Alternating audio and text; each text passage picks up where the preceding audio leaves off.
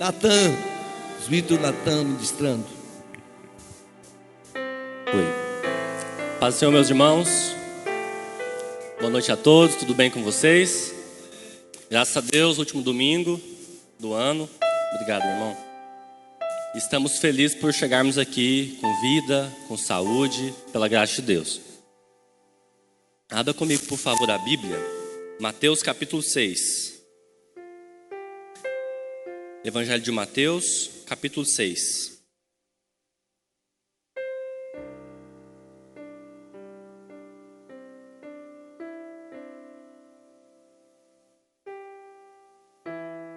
Pastor, quando eu vi as poltronas, veio um filme na minha mente. Porque assim, quando foi lançado a Pedra Fundamental, o que alguns disseram é que era um louco. Era um louco construir tudo isso, um projeto tão grande, num bairro tão simples. Era uma loucura. Mas Deus fez da loucura um projeto materializado para a glória de Deus, né? Ficamos felizes por isso. Glória a Deus. Mateus 6:25. Quem achou, diga amém. A minha linguagem é a NTLH, uma versão um pouquinho mais atualizada, tá? Mas diz assim. Mateus 6:25. Por isso eu digo a vocês, não se preocupem com a comida e com a bebida que precisam para viver, nem com a roupa que precisam para se vestir. Afinal, será que a vida não é mais importante do que a comida? E será que o corpo não é mais importante do que as roupas? Vejam os passarinhos que voam pelos céus. Eles não semeiam, não colhem e nem guardam comida em depósitos. No entanto, o Pai de vocês, que está no céu, dá de comer a eles. Será que vocês não valem muito mais do que os passarinhos? E nenhum de vocês podem alongar ou encomendar a vida, por mais que se preocupe com isso. E por que vocês se preocupam com roupas? Vejam como crescem as flores do campo. Elas não trabalham, nem fazem roupas para si mesmas. Mas eu afirmo a vocês que nem mesmo Salomão, sendo tão rico, usava roupas tão bonitas como essas flores. É Deus quem veste a erva do campo, que hoje dá flor e amanhã desaparece, e é queimada no forno. Então, é claro que Ele vestirá também vocês, que têm uma fé pequena. Portanto, não fiquem preocupados, perguntando, onde é que vamos arranjar comida? Onde é que vamos arranjar bebida? Ou, onde é que vamos arranjar roupas? Comida, bebida e roupas. Pois os pagãos, ou os incrédulos, é que estão sempre procurando essas coisas. O Pai de vocês, que está no céu, Ele sabe que vocês precisam de tudo isso. Portanto, coloquem em primeiro lugar a sua vida e o reino de Deus. E aquilo que Deus quer. E isso lhes será dado todas essas coisas. Por isso não fiquem preocupados com o dia de amanhã, pois o dia de amanhã trará as suas próprias preocupações. Para cada dia bastam as suas próprias dificuldades. Pode sentar, adorando a Deus. Amados, a palavra de Jesus essa noite é essa de Mateus capítulo 6, versículo 25 até o final do capítulo. E eu quero falar justamente sobre uma das situações que mais tem afligido a sociedade, e não apenas aqui no Brasil, mas no mundo inteiro, que é justamente sobre a ansiedade. E as palavras de Jesus, ditas há mais de 2000 anos atrás, é tão atual e não precisa de ser atualizada. É mais atual do que o Jornal de Amanhã, não é isso que Billy Graham disse? E é justamente sobre ela que eu quero falar. Primeiro, o que é ansiedade? A ansiedade é uma palavra que vem do grego e significa literalmente estrangulamento.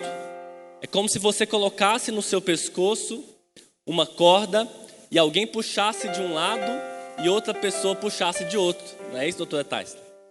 Estrangulamento é o medo do futuro e do desconhecido. É uma agitação interior por conta de acontecimentos vindouros. São fatos que ainda não aconteceram, mas a sua alma, o seu coração, está como se fosse em estrangulamento. Natan, e qual que é a diferença dela para o medo? O medo é uma situação real que está acontecendo. A ansiedade, você sofre por precipitação e sofre também talvez no dia do acontecimento. Mas veja bem, como é que ela surge? E aqui eu quero destacar duas coisas a título de introdução. Primeiro, a ansiedade ela pode surgir por fatores chamados fatores ambientais. Então o que é isso? São situações que alteram e mexem muito com o ambiente em que você está inserido. Como por exemplo, um abuso na infância. Um abuso na infância é algo que mexe com o seu ambiente, com a sua vida, com aquilo que está ao seu lado. Outro exemplo, um acidente inesperado. A perca de um pai, a perca de uma mãe, a perca de um filho, a perca, quem sabe, de um casamento. Algo que mexeu com o seu ambiente, com o seu dia a dia. Isso pode ser que provoque ansiedade em você. Pode ser que você também esteja ansioso aqui essa noite, porque você está com medo, com culpa, com ressentimento, está com muito medo das consequências de atitudes erradas que você tomou no passado ou tomou há pouco tempo atrás. Ou talvez você está ansioso porque você está numa dificuldade, numa escassez extrema, muito grande. Mas Deus tem uma palavra para o seu coração essa noite. A ansiedade também pode surgir, eu falei, fator ambiental. E segundo, fator genético. Isso são casos e são históricos de pessoas que já têm problemas psiquiátricos e problemas psicológicos na família. Isso, de forma genética, pode alcançar os demais membros da família numa situação que é um pouco mais delicada e exige um tratamento um pouco mais profundo. Mas veja bem, eu quero trazer aqui uma informação muito relevante. A OMS, em 2020, ano passado, ela classificou o Brasil como o país mais ansioso do mundo. E o quinto, na escala da depressão. Veja bem, em um cenário de mais de 200 países, o Brasil ficou em primeiro lugar, com quase 20 bilhões da população sofrendo de ansiedade, sofrendo com crises constantes de ansiedade. Isso é muito preocupante. Por quê? Porque naturalmente, esse estrangulamento da sua alma vai deixar você sem sono, e já tem deixado talvez. Esse estrangulamento da alma vai tirar o seu apetite. E por isso que a ansiedade é tida como uma doença psicossomática. O que é isso? É uma doença que começa na mente, mas termina com consequências físicas no seu corpo. Às vezes dá uma sensação que parece que está morrendo, mas é o excesso de preocupação com o futuro. Às vezes dá uma sensação de que os seus sonhos foram roubados, o seu coração foi tomado por uma sensação de morte. Às vezes o seu coração está apreensivo, sempre apreensivo. Você deita às 10 da noite e acorda de hora em hora porque vem na mente sempre aquele problema. Talvez você está agitado também por conta da pandemia. Isso é uma coisa, o pastor falou agora há pouco no louvor, uma coisa muito marcante. E não foi só com você, é com várias pessoas no mundo. Não é no Brasil, é no mundo. Veja bem, e tantas pessoas, e eu tenho o prazer de atender as famílias, e quantas famílias desesperadas, literalmente, Rodolfo, quantas famílias que perderam tudo. E eu atendi um empresário que demorou 15 anos para construir um patrimônio que ele tinha. Perdeu na primeira onda da pandemia, sofreu um grande prejuízo. Pegou um empréstimo. Aí veio a segunda onda, não conseguiu pegar empréstimo, não conseguiu pagar o empréstimo passado. Resultado, uma crise de ansiedade tremenda e ficou devendo mais de R$1 milhão em dívidas. Isso gerou muitos transtornos nele, nos filhos e na família. O caos entrou dentro de casa enquanto ele menos esperava. E eu digo de mim mesmo, eu digo da minha própria experiência, não por estudar, mas por viver.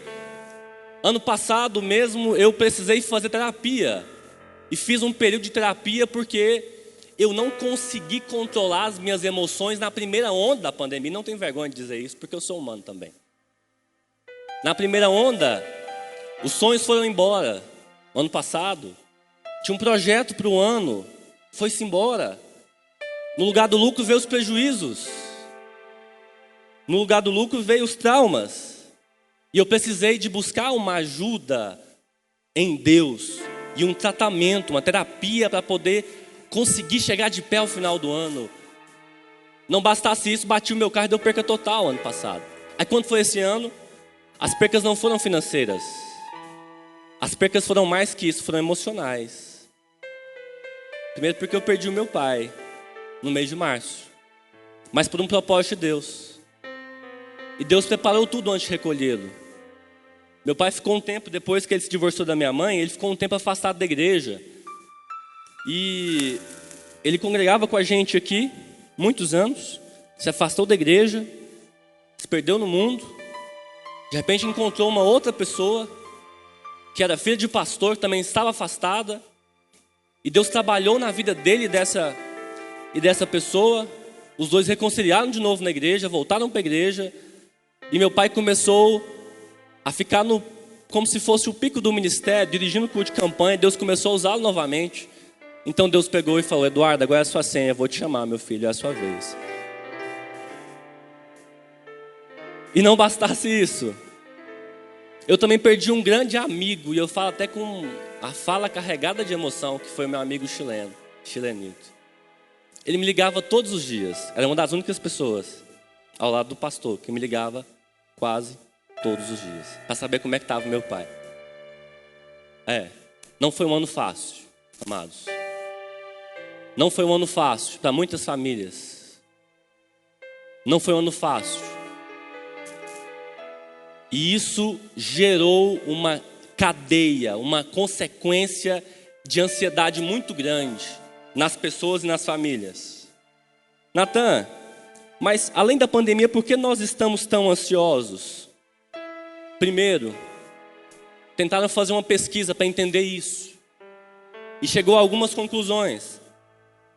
Por exemplo, em 1950, a carga de ansiedade de um adulto é a mesma carga de ansiedade que uma criança carrega hoje. Ou seja, a sociedade está cada vez mais avançando em relação à tecnologia, porque o mundo se conectou nas 4 pontas e ao mesmo tempo está cada vez mais carregado com ansiedade. E isso está passando para as nossas crianças, para os nossos filhos, para os nossos irmãos. Uma outra coisa, o consumismo. O consumismo é uma prática exagerada do capitalismo. É quando você compra aquilo que não precisa e às vezes nem usa, fica guardado na sua garagem ou naquele quartinho de bagunça que tem na casa, sabe? Tem umas coisas, você sempre deixa uma caixinha específica para umas coisas que você não usa. E esse consumismo exagerado, ele vem também, depois da pandemia, ele vem roubando o nosso coração. Então, por que você está dizendo isso? Porque hoje já tem uma ciência muito bem especificada, chamada neuromarketing. Neuromarketing é uma ciência que busca atingir exatamente pontos específicos do seu cérebro, sem você perceber. Sabe quem usa isso? Rede social. Sabe por que os nossos jovens estão tão ansiosos? Sabe por que os nossos jovens, eu falo jovens de uma maneira geral na sociedade, estão enchendo os consultórios psiquiátricos e psicológicos? A rede social tem uma parcela de culpa nisso. Porque começa a fazer comparação. Começa a olhar a vida do coleguinha e acha que a vida do outro é perfeita. O outro vai no ambiente uma vez no ano, o outro encosta no carro que não é dele, quem não sabe quem que é, posta na rede social, dá uma sensação de felicidade, de uma vida fake, e isso afeta as pessoas, especialmente os jovens. Começam a se cortar porque não querem ter a vida que tem. E não são gratos e são insatisfeitos com tudo. Veja bem, não são todos. É uma grande parcela da sociedade. A rede social é carregada de neuromarketing. Carregada. Já prestou atenção por que você não paga para abrir, por exemplo, um WhatsApp, um Instagram, um Facebook? É porque você é o produto. Neuromarketing. É porque, sabe quando você clica uma vez numa pecinha de roupa ali e toda semana aparece aquilo? É uma programação para pegar você especialmente no seu ponto fraco e para fazer a venda quando você não está racionalizando, pegar no seu ponto emocional, porque no emocional você compra por impulso, aí já é do consumismo. Ou seja, o mundo está cada vez de mal a pior, em decadência, seja pelas consequências da pandemia, seja pelo excesso do consumismo, seja pelos gatilhos mentais, seja pelo neuromarketing, seja pelo estado de comparação das redes sociais. Por isso, os consultórios estão cheios. Por isso, os ansiolíticos estão nas listas de remédios, de medicamentos mais vendidos no mundo. Ansiolítico é um remédio para controlar a sua ansiedade e trazer um relaxamento muscular. Por esse motivo. Mas veja bem, qual que é a resposta para esse caos? Qual que é a resposta para um mundo que parece estar esfriando cada vez mais no amor? A Bíblia diz que a consequência da diminuição do amor é o aumento da maldade. Mas como é que faz diante de um caos como esse? Um caos social, um caos familiar, um caos entre os nossos jovens e adolescentes. Só tem uma palavra e ela se chama Jesus. Só tem um caminho e ele se chama Jesus. Só tem uma vida verdadeira e ela se chama Jesus. Só tem uma luz brilhando no fim do túnel e se chama Jesus Cristo de Nazaré. Amados, por esse motivo, eu peguei o Sermão da Montanha como base. Tem outros textos da Bíblia falando sobre ansiedade. É justamente porque a resposta para o caos social e para o caos que às vezes está habitado no nosso coração é Jesus. E aqui nós temos um sermão muito conhecido, o Sermão da Montanha. É literalmente porque Jesus estava numa montanha pregando para as pessoas. E de repente ele começou a trazer verdades tão profundas, mas tão profundas, que são estudadas até hoje por todas as gerações. E são estudadas, inclusive, nas salas de aula em projetos seculares, porque as palavras dele produzem vida, produzem luz. Isso é inegável. John Stott, em seu livro Contra a Cultura Cristã, vem dizer que o Sermão da Montanha é como se fosse uma luz no fim do túnel. É como se fosse um pensamento, uma ideia, um propósito, nadando contra a maré do mundo que vai de mal a pior. Então, por esse motivo, eu quero destacar aqui como é que Jesus abordou essa parte do sermão, falando sobre a ansiedade. Primeiro, Jesus ele fala 3 vezes: não andeis ansiosos, não andeis preocupados. É como se ele chegasse em você, frente a frente, e dissesse: olha, não fique ansioso. Não, você não entendeu, não fique ansioso. Aí, pela 3ª vez, para reforçar. Sabe quando está ensinando menino? Que você fala, faz isso, faz isso, faz isso. É como se Jesus estivesse ensinando nós, meninos que estamos no seu colo. Ele dizendo, olha, não fique ansioso, não fique ansioso. Você não entendeu, não fique ansioso. Natan, mas por quê? Ele não fala essa afirmação apenas 3 vezes. Ele fala, mas ao mesmo tempo, pegando o nosso pensamento e colocando o respaldo em fundamentos. Repete por 3 vezes, ao menos. Não fiquem ansiosos, não fique ansioso. E pega a nossa mente e nos dá 8 razões para isso. Primeira razão: a vida é mais do que o mantimento. E o corpo, ele é mais do que a vestimenta. Veja bem, eu trabalho com problemas lá no escritório, o tempo todo. Tem famílias que me ligam às vezes de madrugada, desesperadas. Eu tenho que parar e atender, porque tem situações e situações. Agora que o Fórum entrou de recesso, eu estou com 2 casos de plantão envolvendo liminar. E a pressão o tempo todo. O tempo todo.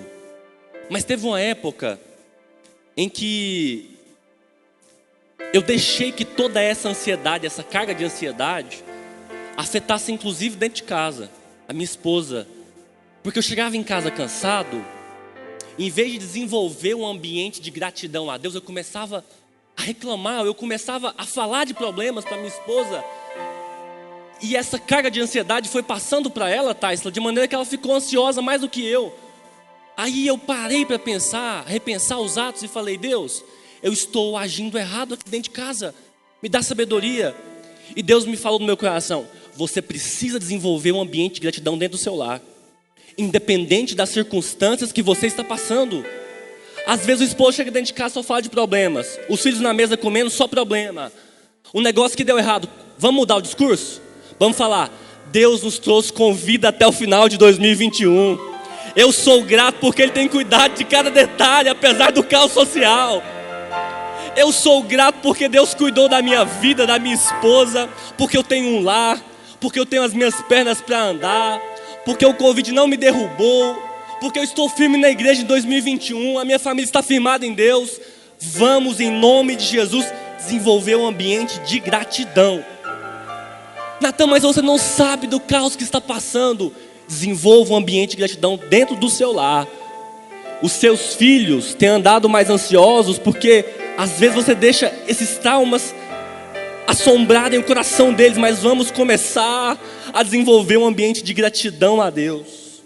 Paulo disse em tudo dar graças, na epístola aos Tessalonicenses. A Bíblia nos incentiva a desenvolver esse ambiente de gratidão. E essa é uma das estratégias de Deus. A vida, ela é mais do que o mantimento. E o corpo, ela é mais do que a vestimenta. Sabe o que Jesus está dizendo com isso, na primeira razão, no primeiro fundamento dele? É como se ele chegasse você numa cadeira, tete a tete, e falasse assim: poxa, quem te deu a vida? Quem te deu a vida? Foi Baal? Foi Maomé? Não foi eu que te dei a vida? Não foi eu que cuidei de você? Se eu te dou a vida, que é algo complexo, porque eu não vou te dar a vestimenta aqui no presente? Se eu cuidei de você no meio de centenas, milhões, bilhões de espermatozoides, por que eu não vou cuidar de você? É como se Jesus estivesse dizendo: olha, eu tenho capacidade para cuidar de coisas grandes. E por qual motivo eu não vou cuidar das coisas pequenas da sua vida? Isso é palavra para quem crê. Deus está cuidando de você. Isso não é uma frase clichê, não. É uma verdade do Evangelho e uma verdade que eu tenho vivido. Porque Deus tem curado a minha alma, Deus tem curado as nossas emoções, Deus tem curado a sua casa, Deus tem te dado força para chegar até aqui. Sejamos gratos. Aquele que deu a vida é capaz de dar o menor. 2. Deus alimenta as aves e você é mais valioso do que elas. Deus, por meio de Jesus, estava dizendo: olha, as aves não fazem depósitos e mesmo assim eu cuido delas. As aves não fazem grandes galpões para estoque, não embalam produtos, não trabalham com química para durar muito tempo. Mas mesmo assim, todo dia que ela for procurar na natureza, vai ter a comidinha ali. E veja bem, não é uma espécie, são várias espécies, cada um com alimentação diferente. E Deus cuida de tudo. Porque Deus não cuidaria da sua casa, porque Deus não cuidaria de mim, porque Deus não cuidaria de você, se Ele é o Deus imutável, que jamais falhou. Se Ele é o Deus que começou a obra ontem, está fazendo hoje e vai fazer amanhã. Por isso Jesus disse: olha, o segundo fundamento, Deus alimenta as aves e você é mais valioso do que elas. Terceiro fundamento, não faz sentido. Não faz sentido ficar ansioso quando você tem um Deus tão grande como nós. Veja bem, existem momentos, existem situações, existem episódios que te levam a um cenário de ansiedade. Mas o transtorno de ansiedade, que é uma doença psicossomática, ele é um momento prolongado por meses. É um momento constante. E Jesus vem nos ensinando, vem nos dando princípios de vida no Sermão da Montanha.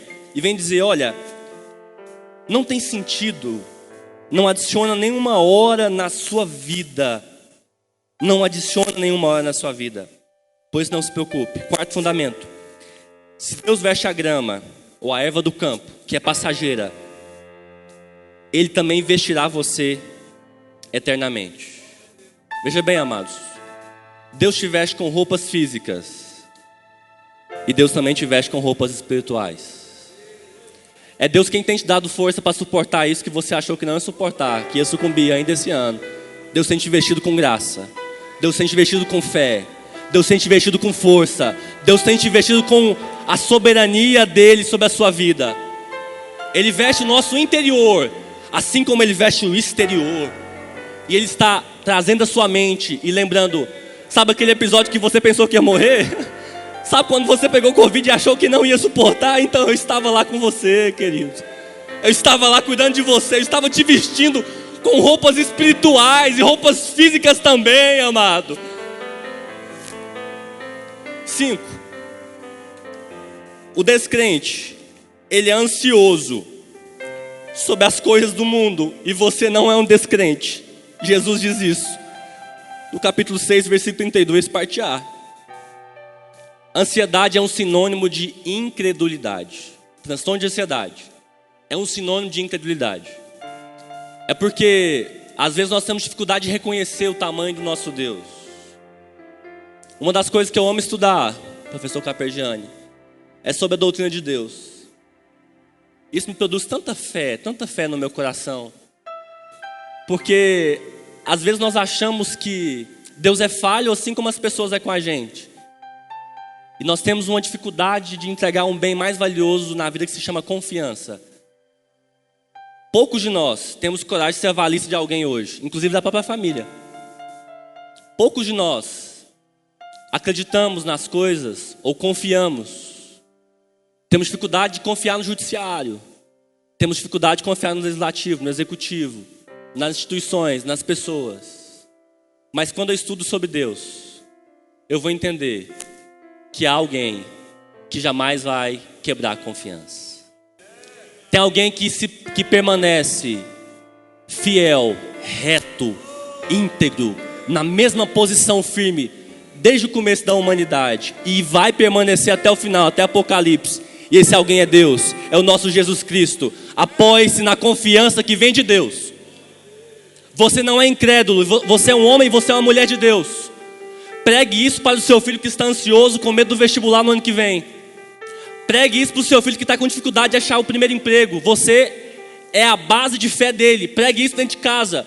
Ministre palavras de esperança e repreenda a ansiedade dentro do seu lar hoje. Comece a ministrar nos seus filhos um sono tranquilo essa noite. Comece a ministrar na sua casa, que Deus vai trazer a sensação de gratidão, de contentamento, de confiança dentro do nosso lar. Não andeis ansiosos por coisa alguma. Também disse o apóstolo Paulo. Não andeis ansiosos. Pastor Cosme, lembra aquele dia que pouco tempo, eu falei para o senhor de uma família que estava com um problema lá no interior? O filho deles me chamou para conversar. Eu achei que era referente a problema jurídico, não era. Me chamou do escritório da família. De repente ele começou a chorar.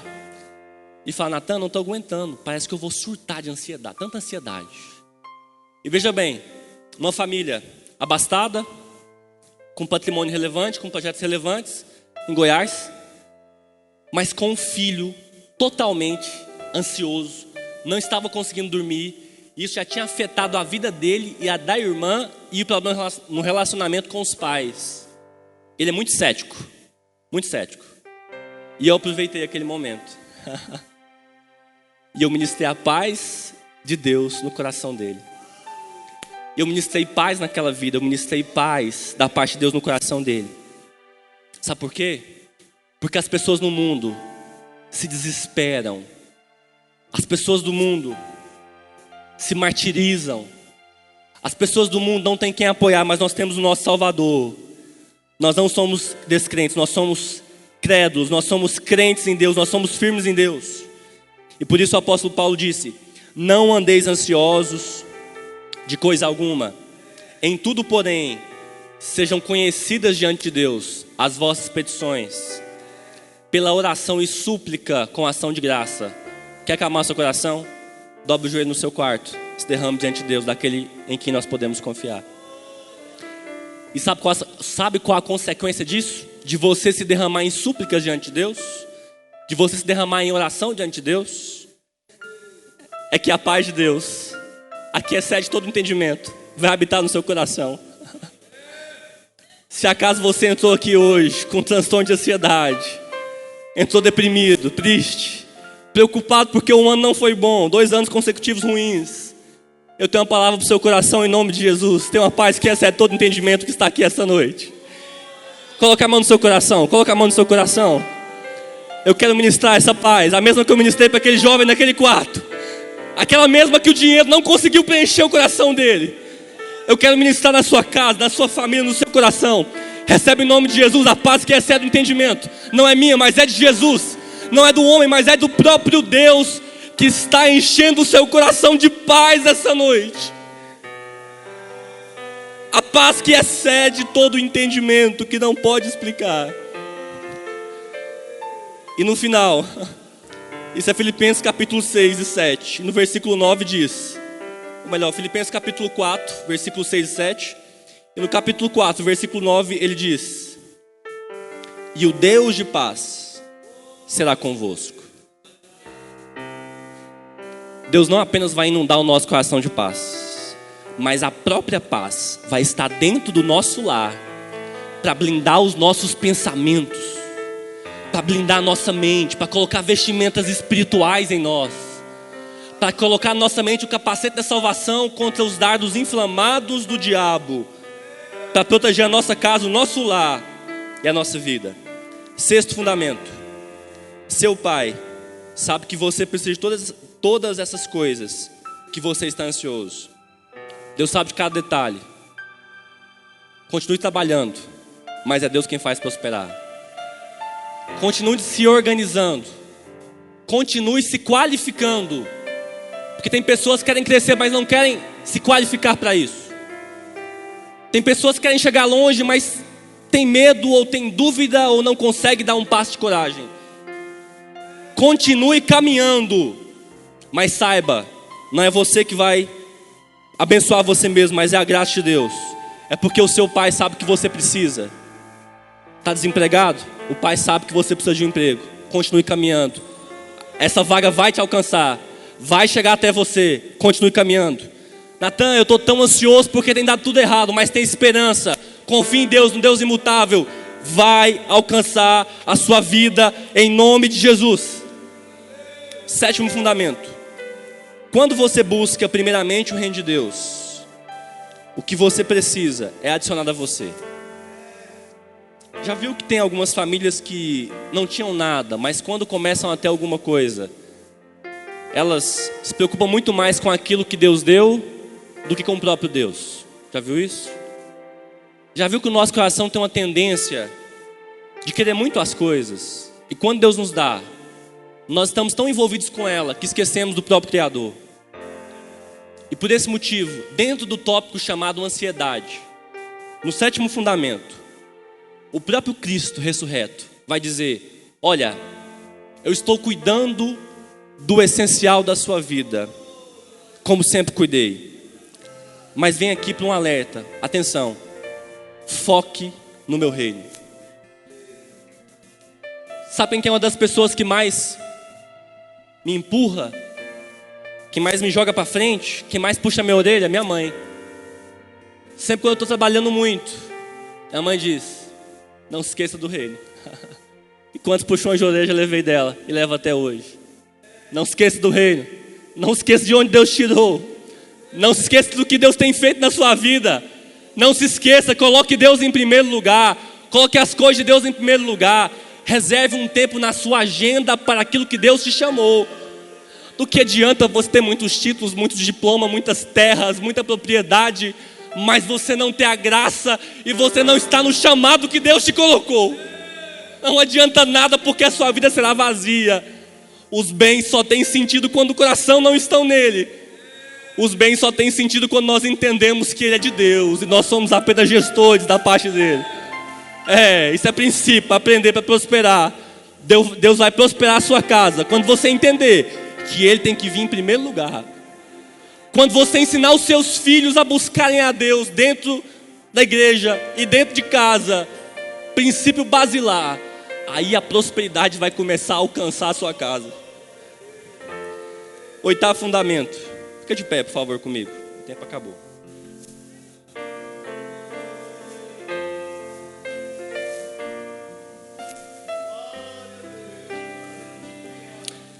Jesus disse: não se preocupem.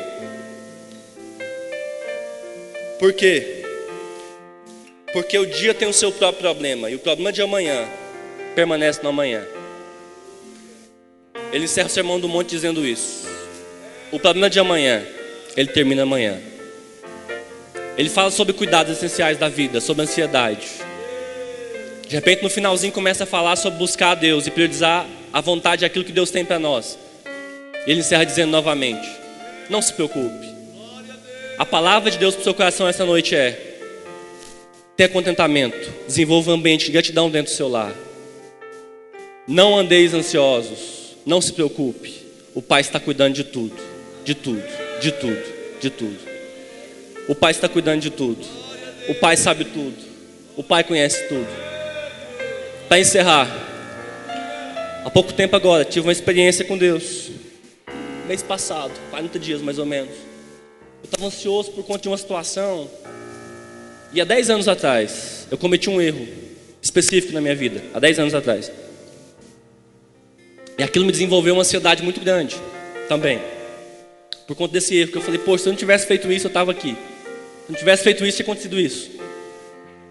E aí Deus pegou e levantou um missionário para falar comigo, no lugar que eu fui pregar. E falou assim para mim: por que você está tão ansioso por uma coisa que aconteceu há tanto tempo? Se eu já te perdoei, se eu já te dei a direção e nem lembro mais, está no mar do esquecimento. Eu acalmo o seu coração, eu coloco paz, eu acalmo a sua ansiedade. Natan, por que você está finalizando com isso? É porque o Deus de paz, e a paz que excede todo entendimento humano, habita em mim, habita em você. Vai continuar cuidando, vai continuar zelando, vai continuar guardando a sua casa e a sua família em nome de Jesus. Deus abençoe.